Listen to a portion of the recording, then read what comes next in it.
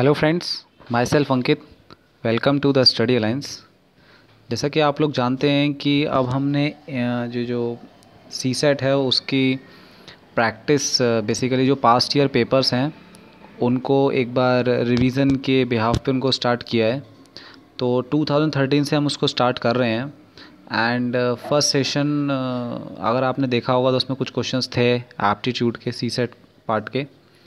आज ये second session है जिसमें हम 2013 में बेसिकली जो मैथ्स पार्ट है उसको कवर करेंगे। ओके, चलिए शुरू करते हैं। The tank full of petrol in Arun's motorcycle last for 10 days. If you start using 25% more every day, how many days will the tank full petrol last? Arun की motorcycle में petrol से भरा टैंक 10 दिनों तक रहता है। यदि वे हर दिन 25% अधिक उपयोग करना शुरू कर देता है, टैंक पूर्ण पेट्रोल कितने दिनों तक चलेगा? तो फ्रेंड्स देखिए, अगर आपने मेरा फर्स्ट सेशन देखा होगा तो उसमें मैंने आपको एक क्वेश्चन कराया था M/D वाले कॉन्सेप्ट पे, है ना। तो इसी कॉन्सेप्ट पे आप इस क्वेश्चन को फिर से कर सकते हैं, बट अब हम यहाँ M की जगह यूज़ करेंगे C is for consumption and D is for days. देखिए, इसमें ये जो वैल्यू है ना, ये जो वैल्यू है ये है एब्सोल्यूट वैल्यू, और ये वैल्यू जो है ये है परसेंटेज वैल्यू। तो इस तरह के क्वेश्चन में ना आपको परसेंटेज वैल्यूज़ की कोई ज़रूरत नहीं होती, आप डायरेक्ट क्वेश्चन को एब्सोल्यूट वैल्यू से भी कर सकते हैं। एक एग्जांपल से देखते हैं। अब क्या होगा कि इसमें आप क्वेश्चन को करोगे C1D1 is equals to C2D2। ये चलेगा केस 1 के लिए, ये चलेगा केस 2 के लिए। अब देखिए, मान लीजिए कि कंजप्शन में जो पेट्रोल का कंजप्शन है वो है 100, तो C1 आगे 100, ये 100 चलता है 10 डेज़ के लिए। अब क्या है कि सेकंड केस में आपने 25% चीज़ों को इंक्रीज़ कर दिया है। तो जब आपने 25% चीज़ों को इंक्रीज़ कर दिया है तो ये कितना आ जाएगा 125 और इनटू x। तो इस तरीके से आप x की वैल्यू कैलकुलेट करोगे तो 8 आंसर आएगा। बट ऐसा ज़रूरी नहीं है कि आपको c को 100 लेना है, आप c को कुछ और ले सकते हैं। अगर आप इसी क्वेश्चन को c इक्वल टू 200 से प्रोसीड करेंगे, जो कि मैंने इस यहाँ पर करके दिखाया, तो भी आपको आंसर 8 मिलेगा। इसका मतलब आप समझे कि आप c को कुछ भी ले सकते हैं, आपका जो आंसर है वो c की वैल्यू पे बिल्कुल भी डिपेंडेंट नहीं है। लेकिन लेकिन फ्रेंड्स, लोग क्या करते हैं, लोग इस क्वेश्चन को x से बनाते हैं। वो कहते हैं कि कंजप्शन मान लीजिए x है C1, और कितने दिन तक चला 10 डेज़ तक। अब ये 25% बढ़ गया, 25% बढ़ गया यानी कि x/4 हो गया, तो अब ये हो गया 5x/4 and into x dash. अगर आप इस तरीके से इस क्वेश्चन को बनाओगे तो फिर से आपको x इक्वल टू 8 मिलेगा। लेकिन देखिए, इस क्वेश्चन को आप इस तरह से बना सकते हो, ऐसी कोई प्रॉब्लम नहीं है। बट अगर आप इस तरह के क्वेश्चंस को इस तरह के कॉन्सेप्ट पे रखोगे ना, तो आपके लिए थोड़ी सी कैलकुलेशन ईजी हो जाएगी। आई होप आपको ये बिल्कुल समझ में आया हो। चलिए नेक्स्ट क्वेश्चन की तरफ मूव फॉरवर्ड करते हैं। देखिए question number 2, a person can walk a certain distance and drive back in 6 hour. एक व्यक्ति है जो एक निश्चित दूरी पर वॉक प्लस ड्राइव करता है, और कितने टाइम में करता है? 6 आवर्स में। He can also walk both ways in 10 hour, यानी कि वो दोनों तरफ अगर वॉक करे तो कितनी देर में कर लेगा? 10 आवर्स में। How much time will he drive to both ways? Okay, एक व्यक्ति की निश्चित दूरी पर चल सकता है और 6 घंटे में वापस आ सकता है। वह 10 घंटे में दोनों तरह से चल सकता है। कितना समय वह दोनों तरीक़ों से ड्राइव करने के लिए ले जाएगा? ओके, देखिए बहुत सिंपल क्वेश्चन है। मान लीजिए कि W जो है वो वन साइड से वॉक है और जो D है वो ड्राइव है वन साइड से। तो अगर आप इस स्टेटमेंट को ध्यान से पढ़ोगे तो आपको मिल जाएगा कि वॉक प्लस ड्राइव ये जो है किसके बराबर है? 6 के बराबर है। और दोनों तरफ जो वॉक है ये किसके बराबर है? 2W, यानी W plus W is equal to 10। इस तरह से करोगे तो W क्या आ जाएगा आपका 5। अब इस W के 5 को यहाँ पे पुट करिए, यू विल गेट D कितना आ जाएगा आपका 1, D1 आ गया। अब देखिए, अब इन्होंने क्या किया, ड्राइव भी D से गए और रिटर्न भी D से आए, तो टोटल कितना चले? टोटल चले ये 2D, और आपको पता है D कितना है 1, तो 1 को जैसे यहाँ पुट करोगे तो आपको आंसर कितना मिल जाएगा? 2। तो option A is the right answer. So I hope आपको समझ में आया होगा। चलिए नेक्स्ट क्वेश्चन की तरफ चलते हैं। ओके फ्रेंड्स, ये देखिए, there are 3 hobbies club. 3 hobby club हैं किसी कॉलेज में। एक फ़ोटोग्राफी है, यैचिंग है, चेस है, इलेक्ट्रॉनिक्स है, गार्डनिंग है। The gardening group meets every second days, यानी कि जो गार्डनिंग ग्रुप है वो सेकेंड डे मिलता है, 2 दिन बाद मिलता है। इलेक्ट्रॉनिक ग्रुप्स जो है वो थर्ड डे मिलता है। चेस ग्रुप 4th डे मिलता है। यैचिंग ग्रुप 5th डे मिलता है। फोटोग्राफी डे 6th डे मिलता है। How many times do all the 5 group meets on the same day with in 180 days. देखिए समझते हैं, एक कॉलेज में 5 हॉबी क्लब है, फोटोग्राफी, याचिंग, शतरंज, इलेक्ट्रॉनिक्स और बागवानी। बागवानी समूह दूसरे दिन मिलता है, इलेक्ट्रॉनिक समूह तीसरे दिन मिलता है, शतरंज समूह हर चौथे दिन मिलता है और याचिंग समूह 5वें दिन मिलता है। फोटोग्राफी समूह 6ठे दिन मिलता है। 180 दिनों में सभी 5 समूह एक ही दिन में कितनी बार मिलते हैं? देखो बहुत सिंपल क्वेश्चन है। देखो गार्डनिंग वाला 2 डेज़ में मिल रहा है, इलेक्ट्रॉनिक्स वाला 3 डेज़ में मिल रहा है, चेस वाला 4 डेज़ में मिल रहा है, येचिंग वाला 5 डेज़ में मिल रहा है और फोटोग्राफी वाला 6 डेज़ मिल रहा है। ये सारा डाटा तो आपको क्वेश्चन में दिया हुआ है। तो अब आपको बताना है कि 180 दिनों में ये एक साथ कितनी बार मिलेंगे। तो इसके में क्या करते हैं कि जैसे ये ना 2, 3, 4, 5, 6 का एलसीएम ले लेते हैं। तो 2, 3, 4, 5, 6 इसका एलसीएम अगर आप लोगे तो कितना आ जाएगा 60, और उसको इतने से डिवाइड कर दो। मतलब देखो 60 डेज़ में मिलेंगे, फिर 60 डेज़ में मिलेंगे और फिर 60 डेज़ में मिलेंगे। तो टोटल ये कितना होता है 180। तो 180 में कितनी बार आता है? 3 बार। तो ये कितनी बार मिलेंगे? 3 बार। यह इसको करने का दूसरा तरीका भी ये है क्या कि जो 180 है ना उसको डिवाइड कर दो किससे? 60 से, तो वो भी निकले कितना आता है? 3 डेज़। तो इसमें आपका option A is the right answer. तो आई होप आपको समझ में आया होगा। चलिए नेक्स्ट क्वेश्चन की तरफ चलते हैं। देखिए, the thief running at 8 kilometre per hour is chase by a policeman. एक थीफ है, एक पुलिसमैन है, उनकी स्पीड दे रखी है और थीफ है 100 मीटर अहेड है पुलिस से। Then the time required for the policeman to catch the thief. देखिए 8 किलोमीटर घंटा पर चलने वाला चोर का पीछा एक पुलिसकर्मी करता है जिसकी गति 10 किलोमीटर प्रति घंटा है। यदि चोर पुलिसकर्मी से 100 मीटर आगे है तो चोर को पकड़ने के लिए पुलिसकर्मी के लिए आवश्यक समय क्या होगा? देखिए बहुत सिंपल कॉन्सेप्ट है। एक्चुअली ये रिलेटिव कॉन्सेप्ट है, स्पीड डिस्टेंस टाइम है, उससे हम इसको कर सकते हैं। एक सेकेंड, देखिए ये है एक और एक ये है। देखिए ये थीफ है, ये पुलिस है। थीफ जिस स्पीड से चल रहा है वो है 8, और ये जो आपके पुलिस है ये चल रहे हैं 10 से। ध्यान रहिएगा, ऑप्शंस देख लो, सारे ऑप्शन मिनट में दे रखे हैं जबकि सारी वैल्यू किलोमीटर, 1 मिनट, जबकि सारी वैल्यू किलोमीटर पर आवर में। ओके, तो देखो इनके बीच का जो डिस्टेंस है वो कितना है? 100 मीटर। तो आपने एक रिलेटिव कॉन्सेप्ट पढ़ा होगा, उससे हम निकालेंगे, सबसे पहले निकालेंगे रिलेटिव स्पीड।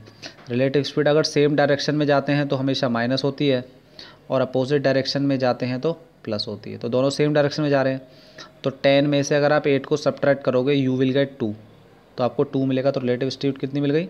2। नेक्स्ट टाइम, पता है आपको टाइम क्या होता है? Distance upon speed. अब देखो यहाँ पे थोड़ा ध्यान समझना, टाइम हो गया, डिस्टेंस कितना है? 100, बट डिस्टेंस किस में आएगा? मीटर में।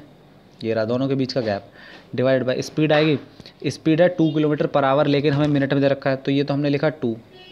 किलोमीटर को मीटर बदलने के लिए लिख लिया 1000, और वो जो मिनट है ना उसको 60 लिख लिया ऊपर मिनट। तो जब आप इसको सॉल्व करोगे, तो आप इसको जब पूरे को सॉल्व करोगे तो 2 से 6 काटो, कितना आएगा? 3। तो t = 3 मिनट। ध्यान रहे कि ये जो 3 मिनट है ना ये इम्पॉर्टेंट है, एग्ज़ाम्स में ज़रूरी नहीं है, एग्ज़ाम्स में वो 180 सेकंड भी दे सकता है। तो वो तो आपको पता है कि 1 मिनट में 60 सेकंड्स होते हैं, तो 3 मिनट में 180 सेकंड्स होंगे। सिंपल क्वेश्चन है, 1-2 बार प्रैक्टिस करोगे, कर लोगे, इस तरह क्वेश्चंस एग्जाम्स में ज़रूर आते हैं। Specially UPSC, TSD, time speed distance से 1 या 2 क्वेश्चन हर साल एग्जाम्स में पूछता है और बहुत सिंपल क्वेश्चन पूछता है। बेसिक रिलेटिव स्पीड अगर आपकी क्लियर है तो you can easily excel in this topic. चलिए नेक्स्ट क्वेश्चन करते हैं।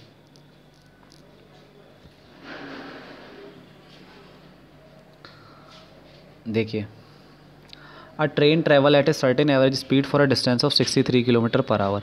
एक ट्रेन है, ठीक है, 63 किलोमीटर पर आवर की स्पीड से चलती है और वो 72 किलोमीटर कवर करती है। उसकी स्पीड जो है ना इस केस में ओरिजिनल स्पीड से 6 किलोमीटर पर आवर ज़्यादा है।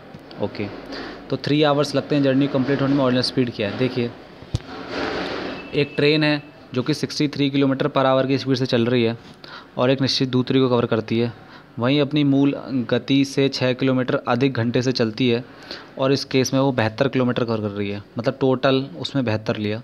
तो यात्रा को पूरा करने में 3 घंटे लगते हैं, तो ट्रेन की मूल गति बता दीजिए। वेरी सिंपल, देखो मान लो ट्रेन की जो ओरिजिनल स्पीड है वो कितनी है? x। अब देखो जो टाइम लिखते हैं, हम लिखते हैं टाइम क्या होगा, डिस्टेंस अपॉन स्पीड, लेकिन यहाँ पे ना ये दो केस हैं।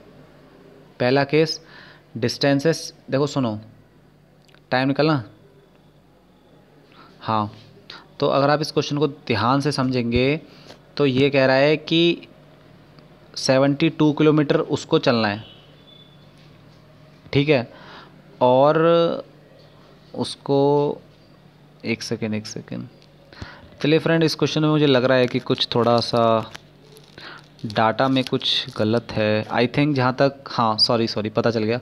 इसमें थोड़ा सा मुझे ऐसा लग रहा है कि ये जो ना 63 किलोमीटर आवर, ये थोड़ा सा टाइपिंग मिस्टेक है, ये एक्चुअली में 63 किलोमीटर होगा, और यहाँ पर भी ये जो है ना, ये 63 किलोमीटर होगा। हिंदी और इंग्लिश वाले दोनों ध्यान से देखें कि ये 63 किलोमीटर है, not 63 kilometre per our. Okay, अब हो जाएगा। देखिए टाइम होता है डिस्टेंस अपॉन स्पीड, तो पहले केस में 63 गया, कितनी स्पीड से, x, प्लस दूसरे केस में कितना गया, 72, अब स्पीड उसने कर ली x + 6। अब बच्चे क्या करते हैं, देखो क्वेश्चन में तो इक्वेशन, एक बेसिक इक्वेशन आप लोगों ने बना ली, लेकिन एग्ज़ाम में बच्चे क्या करते हैं, इसको एक अप्रोच से ले जाते हैं, क्वाड्रेटिक इक्वेशन।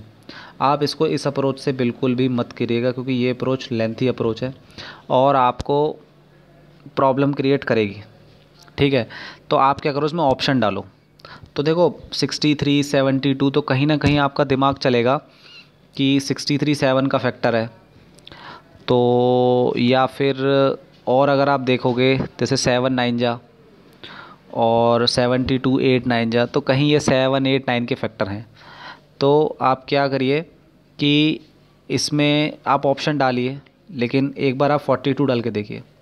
देखो इसमें अगर आप 63/42 हो जाएगा यहाँ पे, और यहाँ पे हो जाएगा 63, 42 + 6 कितना हो जाएगा, 40, ये तो 72 है, और सॉरी एक मिनट रुकिए, ये हो जाएगा 63/42 प्लस 72/48। और अगर आप इस इक्वेशन को सॉल्व करोगे तो आपको आंसर मिलेगा कि जो आंसर आ रहा है ना 3, वो ये इक्वेशन को क्या करेगा, सेटिस्फाई करेगा। मतलब आप इसमें वो वैल्यू डालना जो इक्वेशन को क्या करे, सेटिस्फाई करे। तो आप देखो ये जो थर्ड वैल्यू आपकी इक्वेशन को क्या करे, सेटिस्फाई करेगी, इसलिए x = 42 is the right answer, ठीक है। आप क्वाड्रेटिक से कर सकते हो, कोई प्रॉब्लम नहीं है, बट प्रॉब्लम ये है कि आपको टाइम सेव करना है, तो उसके लिए आप वैल्यू पुटिंग से जाइएगा, ठीक है। आप पुट करके देख लीजिए, आंसर आ जाएगा। चलिए फ्रेंड्स, नेक्स्ट क्वेश्चन को देखते हैं। देखिए बहुत सिंपल क्वेश्चन है। X man working at a constant speed do a certain job in Y days, which one of this diagram shows the relation between X and Y. X पुरुष निरंतर गति से काम करते हैं वाई दिनों के निश्चित कार्य के लिए, इनमें से कौन सा चित्र एक्स और वाई को संबंधित करता है, 1 2 3 4। देखिए देखो इसमें कुछ बड़ी चीज़ नहीं है, बहुत सिंपल सा चीज़ है, इसको मैं आपको समझाता हूँ एक बार। देखिए आई होप अब आपको क्लियर हो रहा होगा। इसमें ना ये 4 ग्राफ्स दिए हुए हैं, ये वाई की जो तरफ है ना, इसमें लिखा है डेज यानी कि दिन, और एक्स की तरफ लिखा है मैन। इसका आंसर क्या होगा, देखो जब मैंस, एक सेकेंड, जब मैंस और डेज का कॉन्सेप्ट लगता है तो ध्यान रखना, जब मैंस ज़्यादा होते हैं ना तो डेज क्या होते हैं, कम, ठीक है। ये इन्वर्सली प्रोपोर्शनल होते हैं, इन्वर्सली प्रोपोर्शनल, हिंदी वाले याद रखें, व्युत्क्रमानुपाती, ओके, व्युत्क्रमानुपाती होते हैं। तो अगर आप मेंस को बढ़ाओगे तो डेज क्या होंगे, कम। आप देखो इसमें अगर आप मेंस को बढ़ाओगे तो डेज इसमें भी कम हो रहे हैं, इसमें अगर आप मेंस को बढ़ाओगे तो डेज इसमें बढ़ रहे हैं। ये ग्राफ जो आप देख रहे हो उसको फॉलो नहीं करता, लेकिन अगर आप इस क्वेश्चन को देखोगे तो इसमें क्या है कि ये एक तो ये ग्राफ है एक्सपोनेंशियल ई वाला, और आप देखो जैसे जैसे दिन आप कम कर रहे हो वैसे वैसे मेंस क्या हो रहे हैं, बढ़ रहे हैं। अच्छा ये इसमें भी तो हो रहा है, लेकिन इसमें मैं बताता हूँ इसमें क्या प्रॉब्लम है। इसमें प्रॉब्लम ये है कि देखो ये वाला जो पोर्शन है ना, ये जो बाहर जा रहा है, तो ये क्या कर रहा है, यहाँ पर आकर ना एक्स क्या हो रहा है, नेगेटिव, और मैन तो कभी नेगेटिव में हो ही नहीं सकते। इसलिए हर कंडीशन को सेटिस्फाई करने के बाद ऑप्शन 4 यानी कि डायग्राम नंबर 4 इसको बिल्कुल क्लियर कर देगा। तो इस क्वेश्चन का जो आंसर है वो क्या है, ऑप्शन डी यानी कि एक मिनट, ऑप्शन डी यानी कि डायग्राम नंबर 4।